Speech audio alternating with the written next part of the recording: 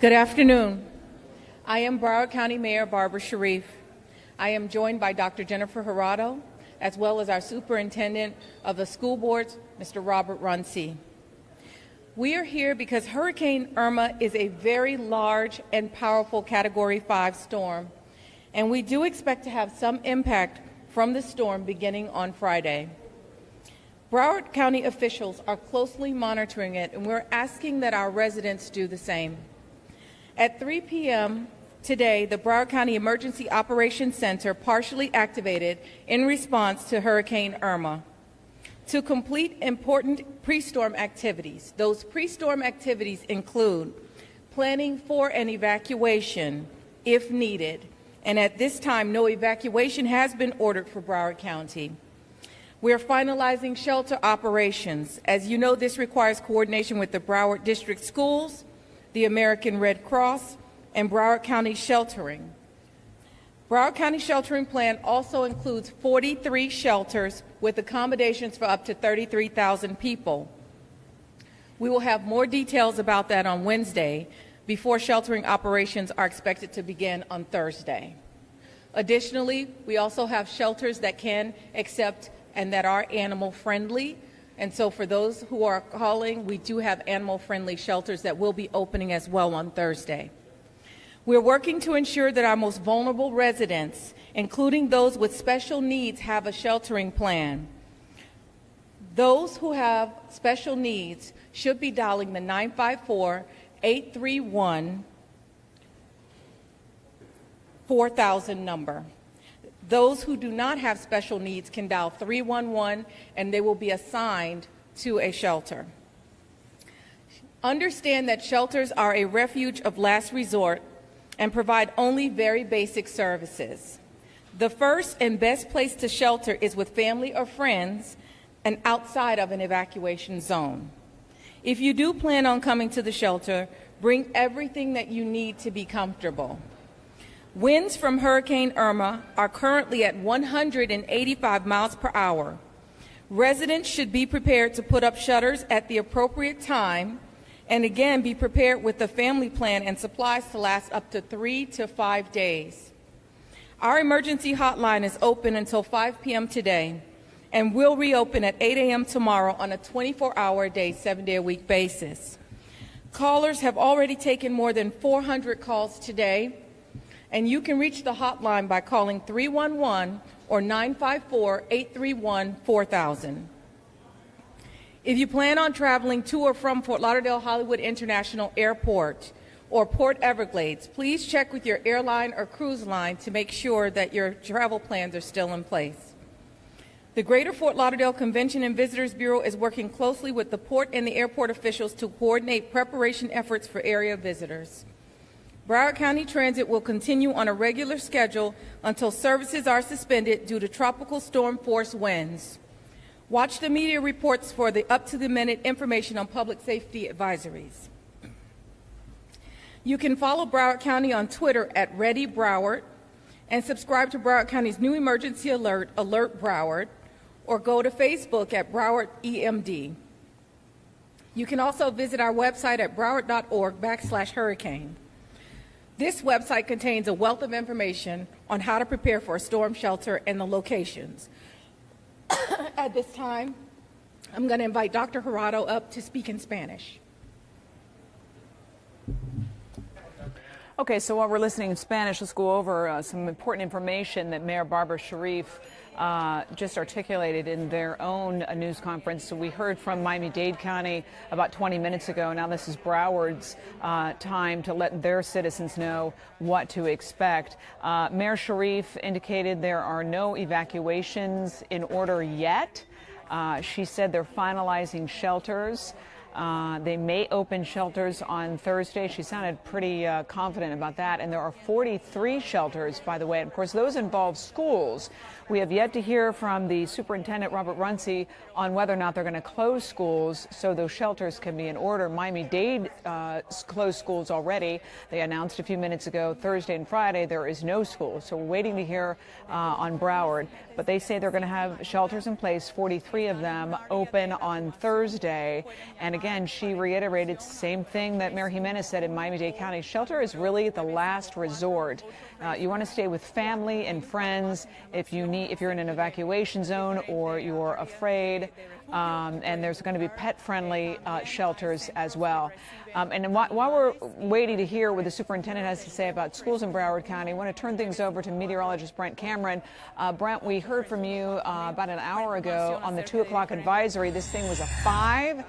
Hey, you're exactly right, Lynn. As a matter of fact, it has been getting stronger, this Category 5 system. Current wind speeds, this is as the latest advisory, 185 miles per hour. So this is a potentially not only a dangerous but potentially catastrophic system that's heading toward the Lesser Antilles, the northern Leeward Islands, right now roughly 180 miles to the east of Antigua, as the system moves westward at about 14 miles per hour. Check out the impressive colorized satellite here and the structure of this hurricane. Once again, the eye very visible, a symmetrical system that continues to barrel off to the west. The overall direction and speed hasn't changed a whole lot, at least in the past 24 hours. And the time is beginning to run out for some of those islands who will likely be impacted from this major hurricane, with Irma beginning to get even closer by tonight. Here's the latest forecast cone from the National Hurricane Center. There you see our Category 5 Hurricane Irma getting close to the islands. That's where they'll feel those impacts starting tonight, with the dangerous, extremely dangerous winds, the effect of the rain and the storm surge as the system continues to move off to the west. Generally speaking, there could be some wobbles here and there, and this is going out 5 days. All right, Brent, let's listen to the superintendent of schools here. And in an abundance of caution, and to give our parents and our community sufficient time to adequately prepare, we will be suspending and closing schools on Thursday and Friday of this week. So again, schools will be closed on Thursday and Friday of this week. We will continue to coordinate our efforts with Broward County government and other agencies as appropriate to ensure that we are meeting the needs of our community. As you know, many of our schools serve as shelters. So we need to be able to coordinate and allow sufficient time for the county and other resources to prepare those school sites so that they can serve shelters for individuals, as well as many in our handicap communities. We have pet shelters and other resources available. But again, we will continue to provide ongoing updates to our community through our school website, browardschools.com. We'll also be providing robocalls and other types of information directly out to our parents. But again, schools will be closed on Thursday and Friday.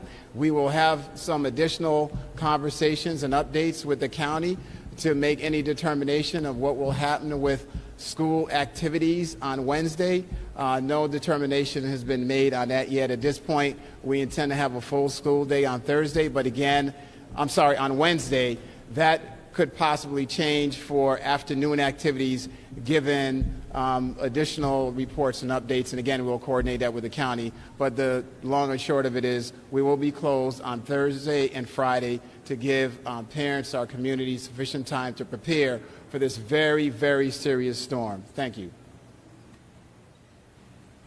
Thank you. At this time, are there any other questions? We'll take them now. Yes.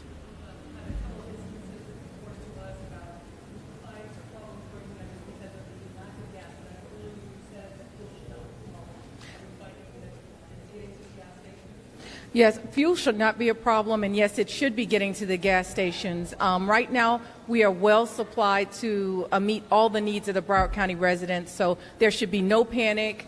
If you're at a gas station without fuel, there will be fuel coming. We have fuel. Yes, anyone else?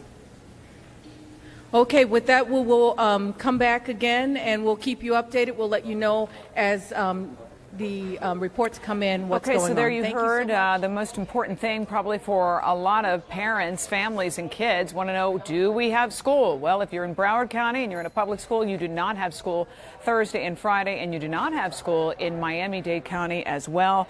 The mayor said go to Ready Broward. Also, if you follow them on Twitter, go to broward.org/hurricane for more information.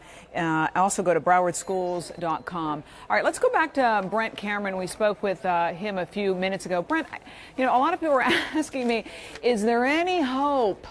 Is there any hope this thing could, you know, run away, turn north, go east? Yep, at this early point in time, we just have to play it day by day. And keep in mind, this is still not even reaching yet the northern islands of the Lesser Antilles. So here we are, reality check. It is, of course, Tuesday afternoon.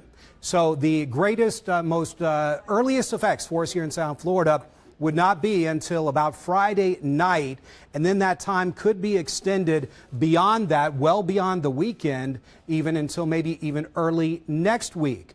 So let's get an idea of what we're seeing here on this Category 5 system. Winds at last check with 100 and I believe that was 185 miles per hour maximum sustained, and now this will go into the record books. Pretty impressive. Strongest hurricane in the Atlantic. That occurred when it was at 11 o'clock with these 180 mile per hour winds and extremely low pressure at 9:31. We'll be back in just a few more minutes for additional updates.